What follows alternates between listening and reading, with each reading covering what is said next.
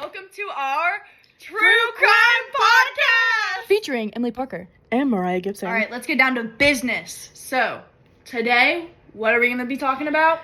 Crime and gender. Yes. Specifically, different types. Yes. We're going to talk about, first of all, some serial killers. Many of you guys may not know about, many of you guys may know about. Mm-hmm. If you don't, you're in for a ride. It's going to be interesting. It's going to be spooky. It's going to be creepy. There are going to be trigger toppings. Mm-hmm. Toppings. Lord. Topics. There's going to be some triggering topics. If you guys are not okay with these things, it's okay to not listen about it, and it's okay to skip through. Yeah. But today, we're just here to inform you, and, hopefully you guys will enjoy this.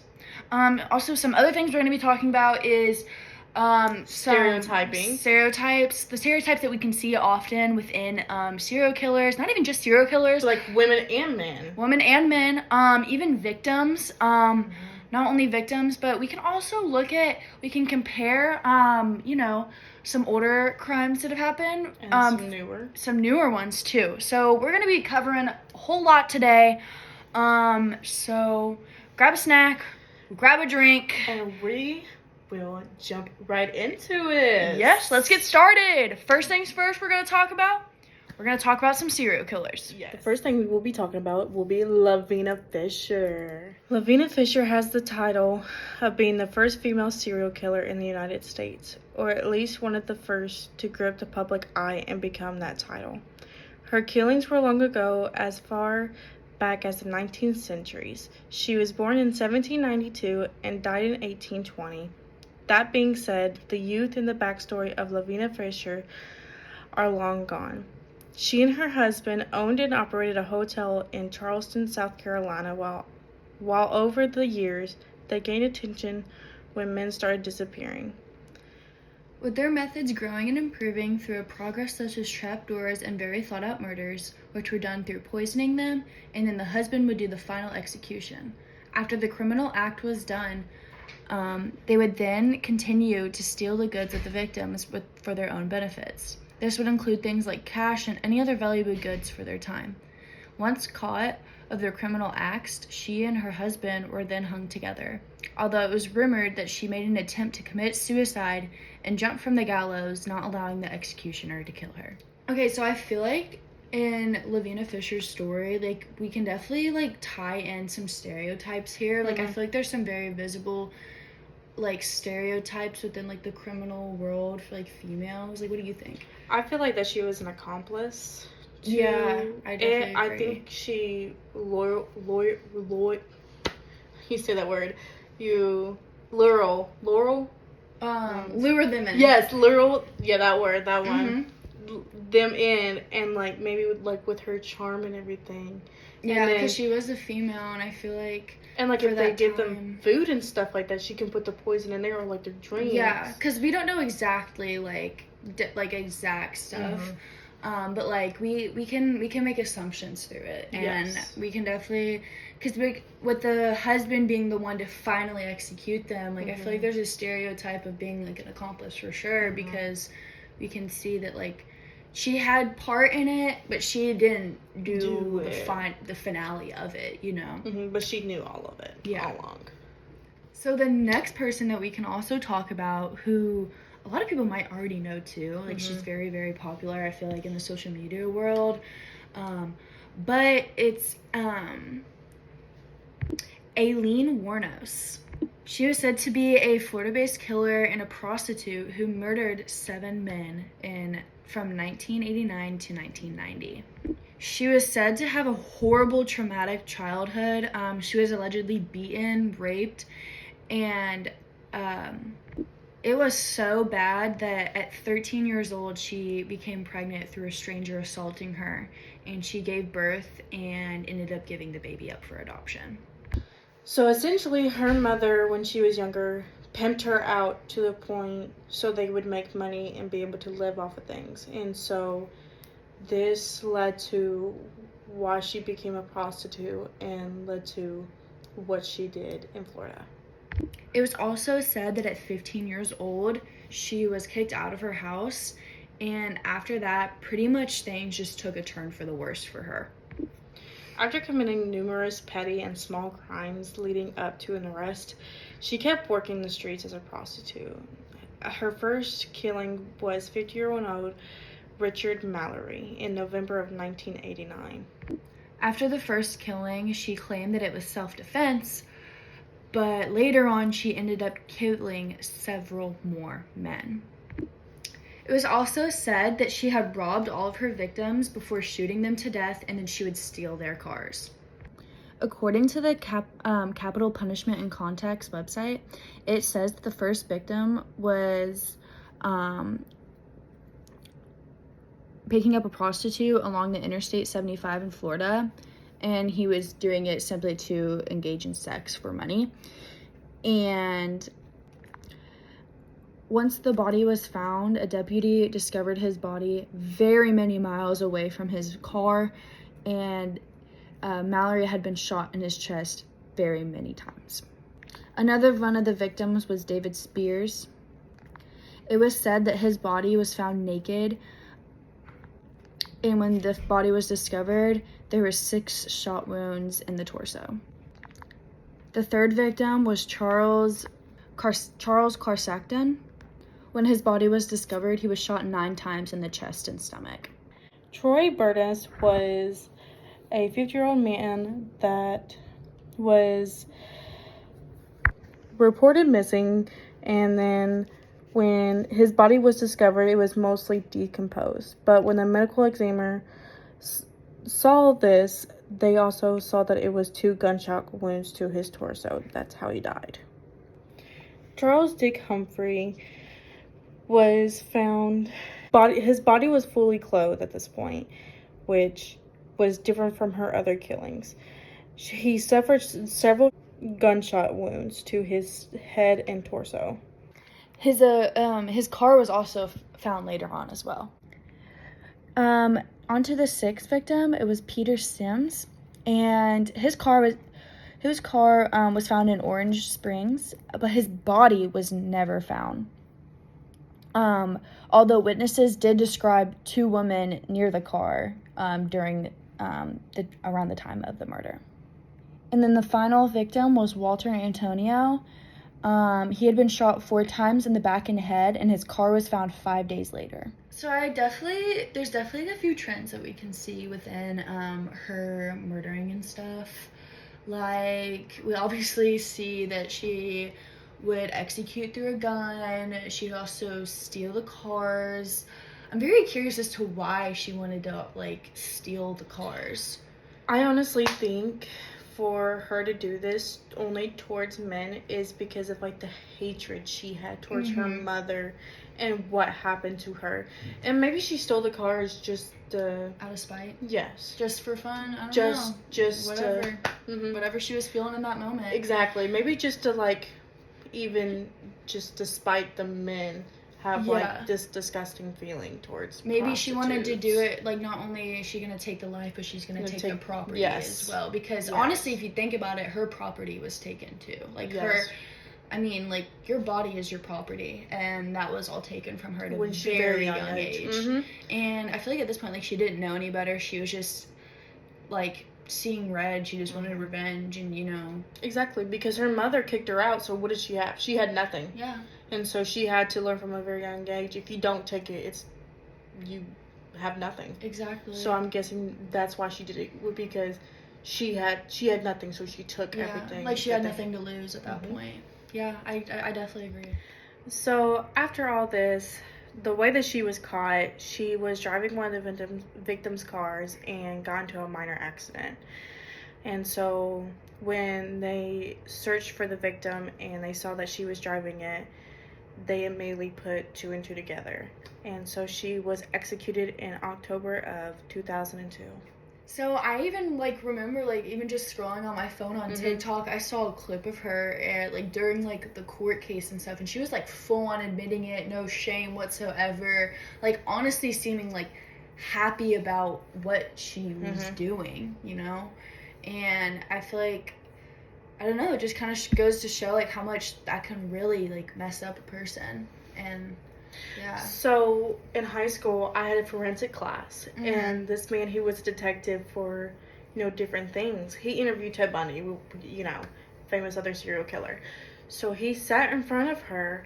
He was so scared to the point he was like shivering, because she was so scary, Oh with my gosh. literally dead in his eyes, and he's like, I can't.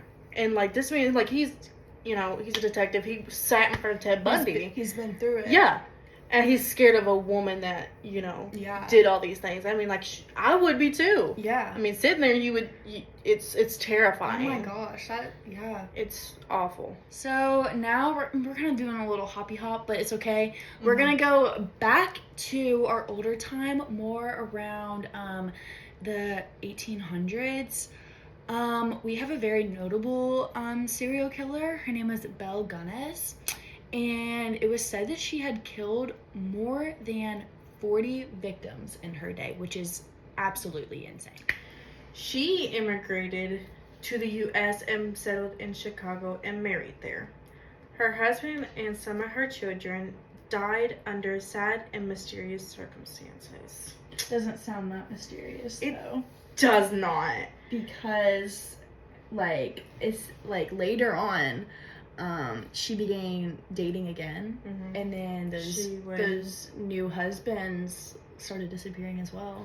And they were wealthy men too, so she probably got all the money and things like that. And she probably Help used her. that lady charm to just tie them in and stuff.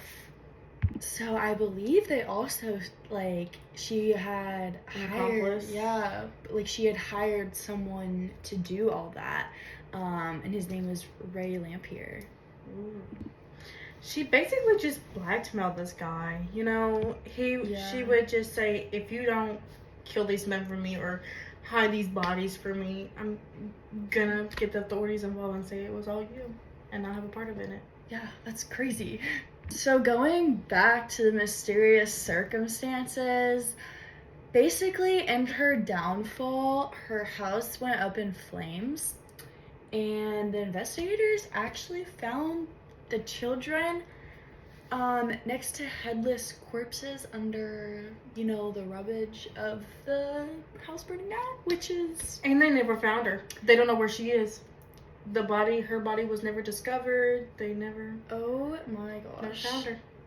And it was even said that once, the authorities, investigators, crime, whatever it was at their time, the more that they started doing the research, the more corpses they had actually found. I'm so shocked, just because how do you not notice these people missing? Right? And it's men. It's a lot of them too. Yes. I feel like at that, you should be able to put one and one together. Okay, Exactly. she's starting to date, lure these guys in, but where did they go? Exactly. Where did they then go? She moves on so quickly. Yeah. And then she gets all this money built up, and then here she is. She's gone with all these things. Right. And who set her house on fire too? Yeah, I wonder about that. Maybe she did it. Yeah. To get her great escape. So I feel like one of the stereotypes and or trends that we can see here is that not only did she obviously had part in it, but she hired someone to do all this And she dirty. blackmailed him. Yeah, threatening, saying if you don't do this and this, then this is gonna happen, and yeah. Because she could have probably lured him in too as well for her charm and everything. Yeah. And then be like, well, if you don't do this, I'm either gonna kill you or I'm gonna, Yeah. get the authorities involved, and you don't want that, do you? No. And even during this time too, I feel like she knew that she was capable of this, because women at this time weren't really seen to do stuff like this, her children, could she have killed her children? Obviously they're under her house.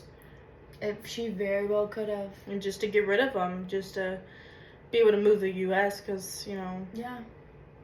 This is wild to me that you can just do things like that and not feel remorse for it. Exactly, your own children. Exactly. It's crazy. Okay, next person we're gonna have to talk about, and bear with us, y'all. This one is a little bit nasty, but this one is about Amelia Dyer.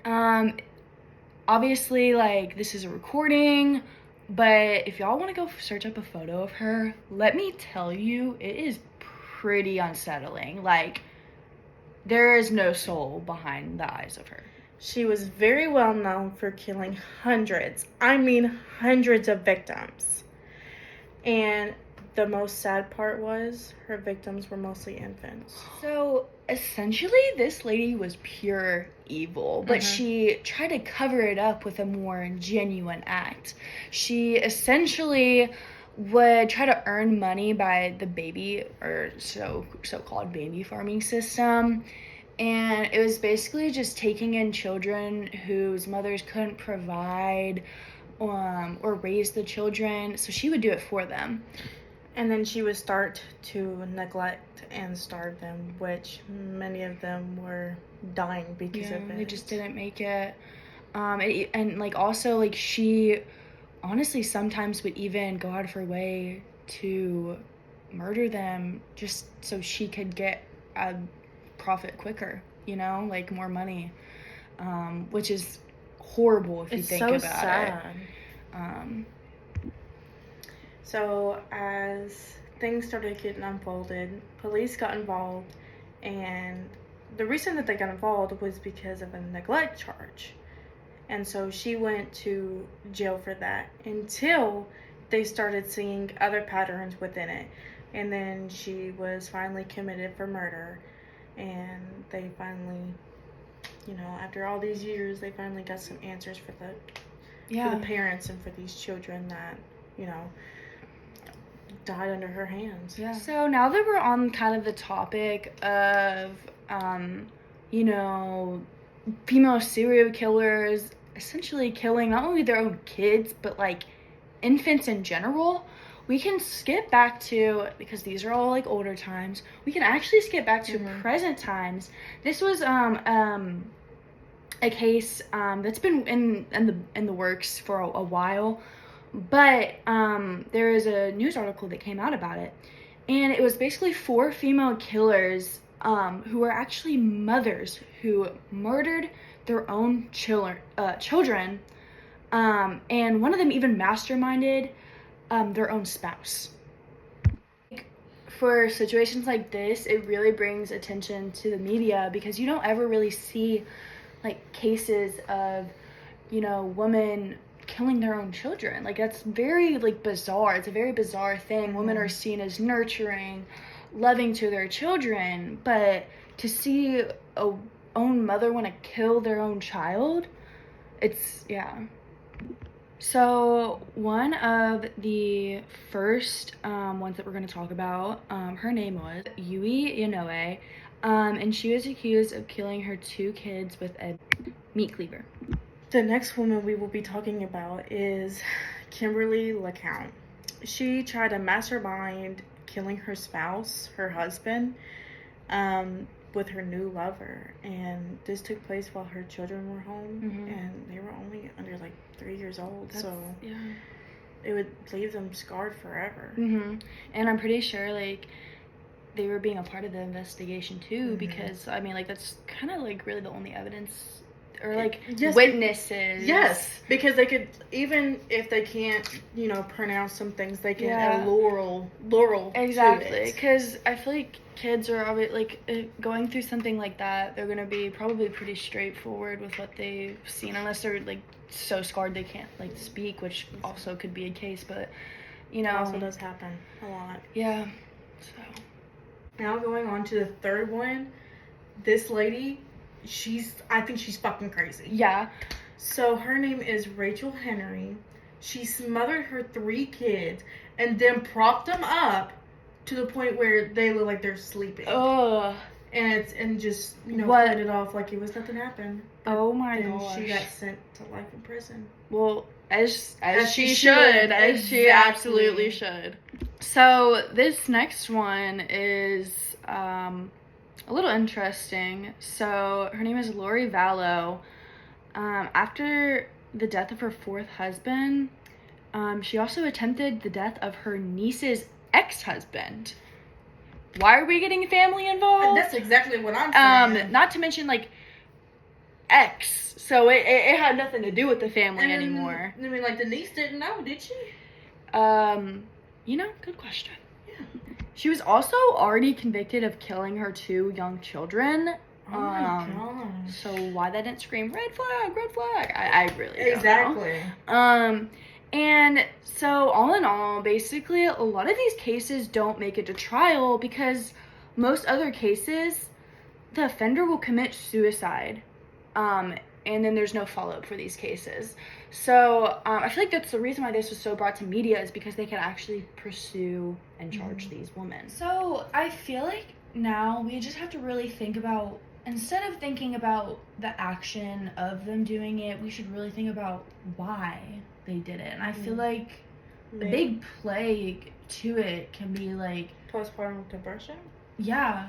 I feel like that honestly does do things, because it can last for years, even if it's not even a newborn. Yeah. Just because it does take a toll, like with lack of sleep or just new responsibilities. Yes, and how much to take care of. Like very time consuming. Yes, an old human. And it does it with not even just the mom, but like even their spouse or whoever's with them. No, yeah, exactly. And like,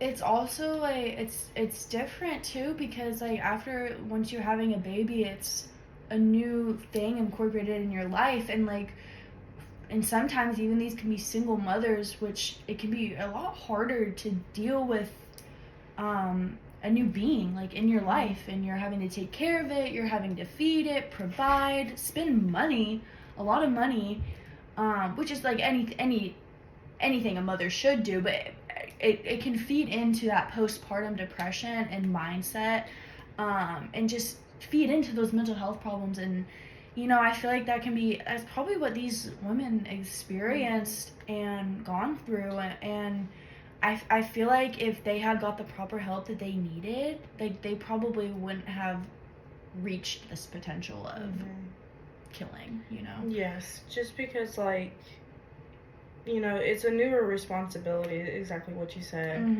And, just thinking about different things that they have to go through. Like, sometimes they don't even get to take showers. Yeah. And like, I've seen, like, on TikTok and things like that, how, like, it's so hard just to take care of yourself because, like, you have bleeding and stuff like that, and you're still trying to take care of another human. Exactly. It's so hard. It can be so hard on women, especially like I said, single mothers, when you don't have that support from a spouse. You're doing it on your own, and most times, like, people have other jobs they have to get back and worry to. It's just it can be a lot of pressure on women. So I feel like now, like, since we've kind of got a good idea of, like, some, women serial killers and, stuff like that, I feel like we should also start talking about maybe some victims as well. Exactly. So we are going to talk about an offender named Daniel Daniel Prince. Daniel Prince. Okay, because it's a little funky name. With a Z in it. Yes. So what he did was he would prey on older women and I think did sexual acts to them. Yeah, it says one of the victims are Nancy Regos, and Edna Shuttles. He was also interest of the missing person cases and stuff. So I feel like there is a stereotype, honestly, that women, especially older women, get preyed on. I guess maybe they are seen more as vulnerable. More vulnerable. Maybe like fragile. Fragile, easier to take advantage of. Like, obviously, if you're older, like, you can't really run. No offense, but like, I feel like you can't really, like, you can't do much. If you're an elder, it's you're just sitting there. I mean, like, like, your mind is not there sometimes Exactly. with older people. Like, you forget to lock your door. You forget to lock your window. Exactly. And so he can go in and do things like that. And then I think he when knew, they can, like, say things, and they're like, Mhm. oh, it's just her mind. She's just saying things. Exactly. Because, like, older women, like, I mean, it's very prone for people to acquire things like Alzheimer's, dementia. You're not entirely there. You can be unaware of what's going on. And, you know, I think he knew that he had the upper hand in this case. So, yeah. And then, in the end of this, he did get life in prison.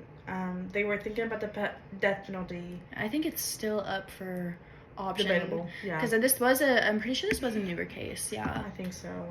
So. I think it happened in 2022. So I feel like we could honestly even talk about, like, the Menendez brothers and the Gypsy Rose case. Because their cases are coming up again. They are. With the Menendez brothers. And the Gypsy Rose case just ended. So I feel like there's a lot that we could talk about, too, with that. So I'm going to give y'all some background clues on who these people are. The Menendez brothers are two brothers. I think they're based off of California. They had two parents that were very rich and, like, they, just very rich people. Their father was very well known, wasn't he, too? I think so, yeah. He had, like, a really good, I guess, reputation going. Business. He was a big businessman. Yeah. Which is probably why he had so much money. So, what the father did to them was sexually abuse them and, would tell them if they would do this, they would kill them or stuff like that, and no one would believe them. The mother found out and knew about it and did nothing about it. But she was also she was drunk. She would always be drinking all the time and things like that. And just, they were horrible people to them. What all did they do to the boys? Yes. The brothers. So sometimes the dad would sexually abuse them, like, I think they had toys or something, and they said fondling as in the cases. They would say that our dad would make them fondle on them. Yeah. One of the brothers, I think it was Lyle, did it to the other brother, just because that's, he didn't know any better. He thought it was and when they tried to leave, the father's like, no one's gonna believe you, and you're not getting out of this. Yeah, because he knew he had that reputation going. And so after that, the brothers went out.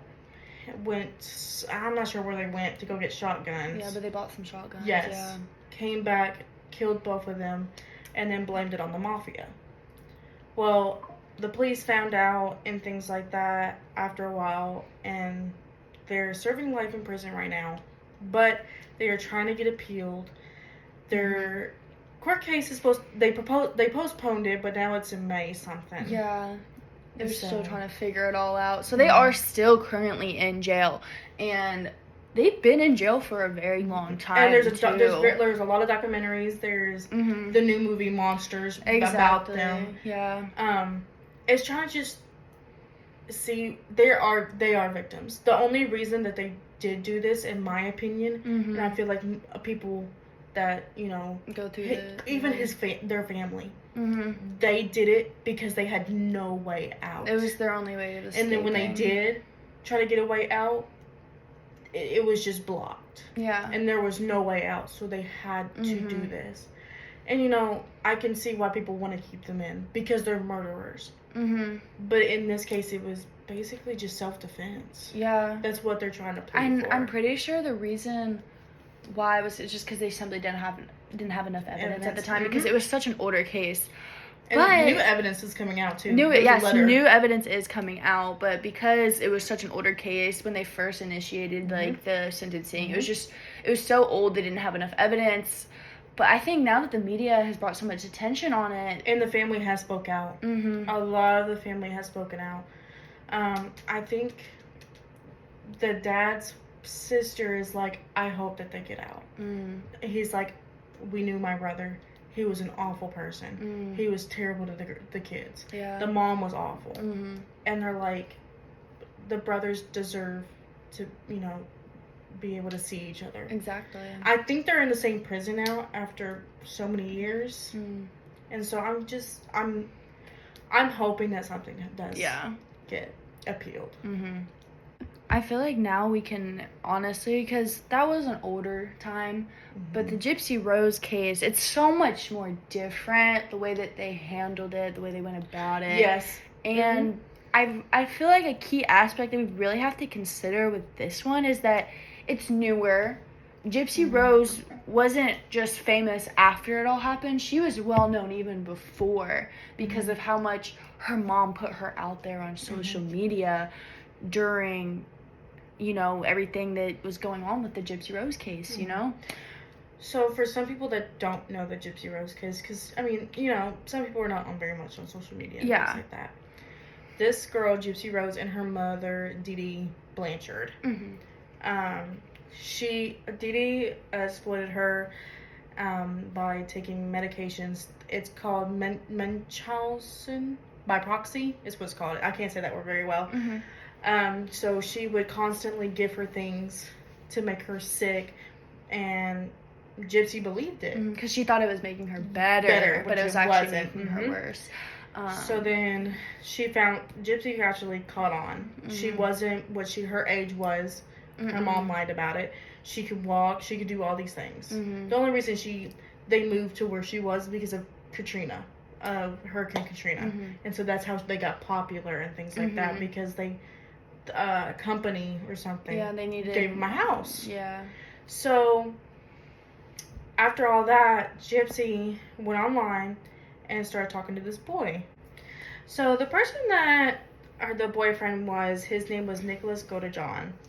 He was Gypsy Rose's boyfriend at the time, like online boyfriend, and you know they never met in person. The only time they did was at a movie where her mother took her and everything. Wasn't like her mother, like she was like forbidding her to like she would not let her do anything. She did not have a phone, and she had to like sneak that stuff. Yeah, she could not do it, and so just to keep her in this web of lies. Yes, and under control, under her mother's control. Yes, and so Gypsy planned out the murder. They planned out the murder, and so one night Nicholas came over, and supposedly Gypsy was in the bathroom and didn't see anything, and stabbed her and had cigarette burns on her. And didn't he initially want to rape Dee Dee at first, but Gypsy was like, no, like don't do that to my mom. Like exactly. She was like, you've already, you know, stabbed my mom. Do not touch her. If you want to do something, do it to me. Yeah. And so they went. She was already in the bathroom, and he raped her. Some people have come out and said while she's in prison, she admitted that she was involved with it. She also did the act. But also that's also speculation as well. I mean, there's a lot of people that are going to say things. She is out of prison in the state of Missouri. Didn't she? How long did she serve? She served like 8 years. 7 to 8 years. 7 8 years. Yeah, I think she got out early because of like well behavior and stuff. She was supposed to stay longer. About 10 years. Yeah, but she got out for good behavior and I guess showing remorse. Yeah, but at the same time, like she always would make these excuses for herself, like, oh, well, you know, it's a way of escaping. Yeah. Oh, it was just because of the medication. Blah, blah, blah. Yeah. But it's also the Menendez brothers did that too. They also said it was we were stuck and we couldn't do anything. So I feel like now we need to like really there's a clear like it's not pattern, but maybe even I hate to keep using this word, but there's a clear stereotype between how men get treated because Nicholas Godejohn is in life in prison, but she can get out and live her fucking life. And she is the one who like planned it all, and it, you know. So it's just I feel like at the end of the day, we really need to like consider how we are treating people in different situations, because not to compare and say what someone experienced was worse. I mean, yes, Gypsy Rose's whole childhood was taken, but it was through medication, it was through false advertisement. But the Menendez brothers, from an extremely young age, their innocence was taken from them. Yep. and they didn't know any better. I believe they said even in their interview, like, they had the mindset as if they were still so young. 10. Yes, because Lyle was talking about his little stuffed animals. Mm-hmm. He would talk about them. He's like, I remember them. There was Cookie Monsters, things like that. Yeah. You could pull that up and put it in there Mm-hmm. and find it because it's still on there. Yeah. Like, their lawyer treated them how a mother should treat them. Exactly. And I feel like, obviously, Gypsy Rose, what she went through was awful, but I mean, again, like, no, especially for, like, a male, that's just, like, awful. Like, your own father is doing that to you, Yeah. and, like, the mother not even trying to do anything to stop it. Like, that was the whole entire, like, Mm-hmm. they were being ganged up on, Mm-hmm. and, you know. And the mother would play the victim, would always play the victim, Mm-hmm. and was like, I think that, like, they got, that one point they got so scared Mm-hmm. because she threatened to poison them, Mm. and they would not eat the food. Yeah. Because they were so scared that she would do that. Mm-hmm. And it's so awful to think they cannot have a loving parent like that. And all they care about is money. I know.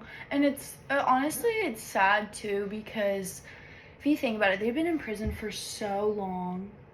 So not only did they go through an emotional, abusive, traumatic childhood, they tried to escape it, immediately got sent to jail thinking it would save them, but no, it actually ended up more traumatic, more long-term in jail. And now by the time they get out, like, they would have spent more life in prison enduring trauma than they would in freedom. You know what I mean? And they've also done stuff in jail too. Like, they have done for, like, victim advocacy. Mm-hmm. They have done things for them. They have spoken out. They have tried to do things for the community. Even if they have been done wrong, they have been trying to do this. Like, I think they're married. One of them has a stepdaughter. Yeah. It's just, it sucks to see the system failed them so horribly. And I really do hope after, you know, and I this do, stuff yes, and I hope happens. after the postponement in May, I hope that they do see, and I hope that their family sees to have them justice. Exactly. So now on to the topic of stereotypes. I feel like there's probably, like, and there is quite a few books that fall in the realm of the stereotypes women face, experience, and or endure themselves in. So the books that we will be discussing is Criminology Goes to the Movies. This one is by Nicole Raffer and Michael Brown. What we'll be talking about is Private Inquiries. This one's by Caitlin Davies. And the next one is The Five by Haley Rubenhold. So there's a lot of stigma around women specifically. There's not a lot of, yes, we did talk about some women committing murder and committing some really heinous crimes, but most of the time when women get charged with stuff and then the crimes that they commit and participate in, there's a lot of petty crimes that they tend to participate in. Not only that, it's kind of hard to explain. It's hard to explain the logic or reasoning behind the ways women go about committing their crimes as well. And in the book, Criminology Goes to the Movie by Nicole Rafter and Michael Brown, the author says in the book, it talks about the movie Psycho, and it basically is explaining one of the crimes that Marion participated in. On page 52, the author does state that Marion minor waywardness demonstrates just how ordinary some forms of deviances can be. In context to that quote, underneath that quote, it starts by saying, soon after the film opens, in the office where Marion works, a businessman, tipsy, leering, and clearly involved in an unhealthy relationship with his adult daughter, in quotations, my baby, turns $40,000 in cash over to Marion's boss, who then asks her to deposit it in a bank on her way home. Instead, without ever making a firm decision to steal, she drifts into theft, absconding with the money, and vaguely hoping that if she gives it to Sam, they will be able to marry. Sam is unfortunately experiencing a lot of debt, so Marianne just thinks that with stealing all this money and, paying him back, not really paying him back, but just giving him the money, it'll make him fall in love with her even more. So what we typically see in stereotypes of women like this is mostly the petty crimes and everything, but sometimes they do steal these things just for themselves or for their families or for their lovers that they have on the side to provide for them or to run away with them. In relation to the other crimes and true crimes that we have talked about, a lot of the women were seen as an accomplice, and those accomplices were for most of the time their lover. So I feel like we can see a trend and pattern here with why women tend to commit crimes and certain types of crimes. It seems to revolve around their future lovers. And yeah. This book we will be talking about is The Five by Haley Rubenhold. This book does talk about the victims of Jack the Ripper and how they were just not prostitutes. They had families, they had things that they had to live for or had to work for that, that would, keep them alive and just try to do what they could back then because everything was so cost of living. The author says on page 10, it says that many of these women required beds at the lodging houses kept asking varied questions. Many who regarded prostitution as many sources of income and lived or worked out of the lodging house. Another quote that follows on the page 11 that the author states, 4 pennies single, but still to their customers in the dark corner outside, where they quickly sexual encounters, which frequently did not involve full intercourse, took place. Still on the same page, logging houses provided shelter for wide varieties of women associating with prostitution, but would become to unfortunate circumstances. On page 234, the author does state that the Ellos women were shocked by Kate's battered appearance. Emma recalled that both her eyes had been blackened and that she bore a dreadful face. She equally horrified the Thomas's attitude, the man Crawway. She referenced to him as denifully, appearance to been attached to her. Though Emma found it difficult to fathom how any affection could exist between the two, especially when Kate is so obviously suffered by his brutality. Much as Emma's disgust, Thomas exuded how shame in his actions, remarked openly with the size of an experiment. So this just kind of shows that back then, if you did not do what men wanted, that they would beat you until you were black and blue. And at that point, you had to be forced to do what they wanted, even if you didn't get paid for it. Catherine, known as Kate in the book, she grew up in 1842, and her background was that she had 6 to 12 children, and that she was a very hard worker, and that she would cook for the hotels. So she was also would do Jewish and clean for them in the community for them. Her husband was a soldier, but he did die in the war, and a couple of her children did too. After that, she faced poverty. She lost her parents as well. She was fired. She became an alcoholic and then became homeless, where she turned to becoming a prostitution to help her provide for her one and only daughter that she had left. and that she would hope to be reunited with her someday, but her life was mistakenly cut So short. now on to our third and final book. We'll be talking about the Private Inquiries by Caitlin Davies.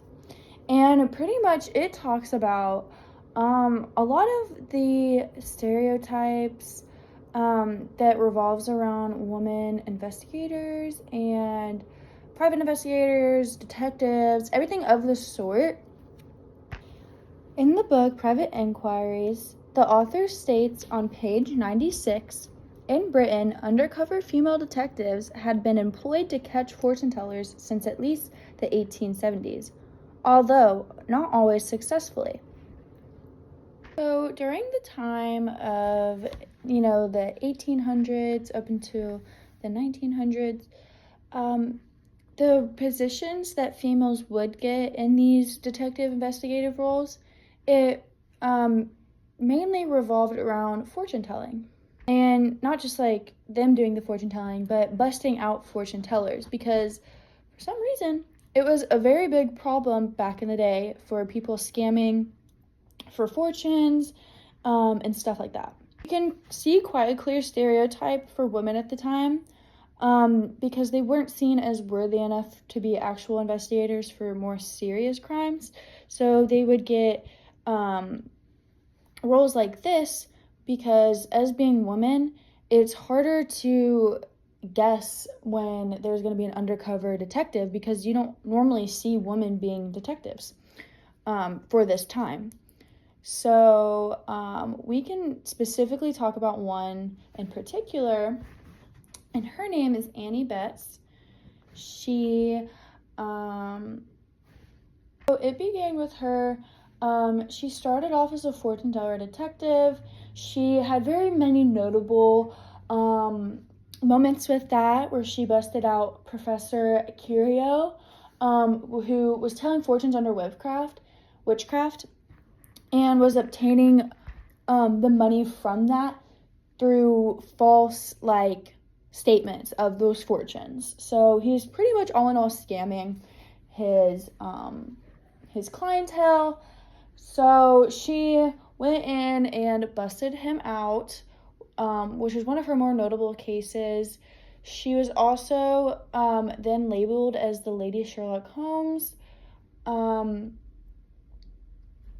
So from that information, there is a pretty big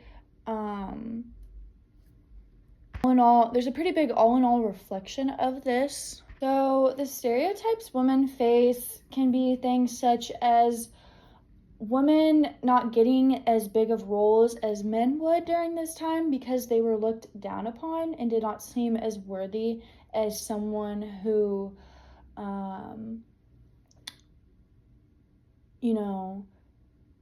is, I guess, more experienced in the field, as you could say. But we also have to think during these times, women had little to no rights. So they were given specific roles for their specific, I guess, duties. And even during this time, women were not allowed to make arrests. So also see that there's very little variety with the jobs that they do have. So because they're so looked down upon and so just not, I guess, trusted as much, they literally just had little to no opportunity within law enforcement, and they were really underrepresented in law enforcement. Although women detectives spent most of their time as fortune telling investigators, Annie Betts actually was able to get a little bit more expansion on what she could do within her investigative work. On page 100, it says that Annie Betts was working as a store detective, and in one noticeable case, she caught two women, Hannah Kelly and Lizzie Morris, stealing 381 yards of silk from a drapery sale in Kensington. When Annie grabbed 68-year-old Hannah, she objected. "Take your hands off me, you ought to be a man." Hannah described her arms as black and blue. It was like a navy pulling me out instead of a woman. We can see Annie Betts far exceeds the stereotypes that was put into place during those times. And we can probably assume that this was because she was just so good at what she did. And for someone to think that she is a man, you can tell that she must have been really, really good at doing the undercover work. You can see here too that she wasn't just doing fortune telling, but she was also a store detective. So she was working undercover in a store. All in all, we can really just understand that during these times, it was hard for women to get a lot of opportunity within the law enforcement world. But Annie Betts, in particular, was able to kind of bend the bars a little bit, push limits, and honestly prove people wrong and prove that women are capable of doing these harder roles, or what seemed to be harder roles that only men could do, but obviously women could in fact do it. So we can really see that stereotypes are being, broken. We can see that there's a lot more understanding of women in these fields. All in all, today, we were able to talk about serial killers of present times. We also talked about true crime that has happened within the stereotypes of women. And not only that, we were able to talk about some books that resonated a lot with the stereotypes women face. Where you got the information from for the mother killers is called Arizona Family News. The information where we got from the man that preyed on older women is called KCTV 5 News. For the 5 female serial killers that we talked about, we got the information from criminaljustice.com. Specifically with those serial killers that we talked about, Aileen Wuornos, where we got all the information for the victims, that website was from capitalpunishmentandcontext.org. From this podcast, me and Mariah hope that you guys learned a lot about, the crime and gender, and in specific, just the specific types of crime that women will do. Mm-hmm. And how, some things that are relatable to other women, Mm-hmm. and how we do suffer through different things that most men don't realize that we do. Yeah, which kind of falls underneath the stereotypes that women face. Mm-hmm. Not only that, I hope you guys learned a little bit about, the victimization of women and how they are so easily victimized from certain things that men probably cannot relate to. Or men made them do. Yeah, exactly. Because, a lot of the time women were involved in stuff that had to do with men. Mm-hmm. So, yeah. We hope that you really guys enjoyed this, and we hope that you'll stay tuned. Bye! Bye!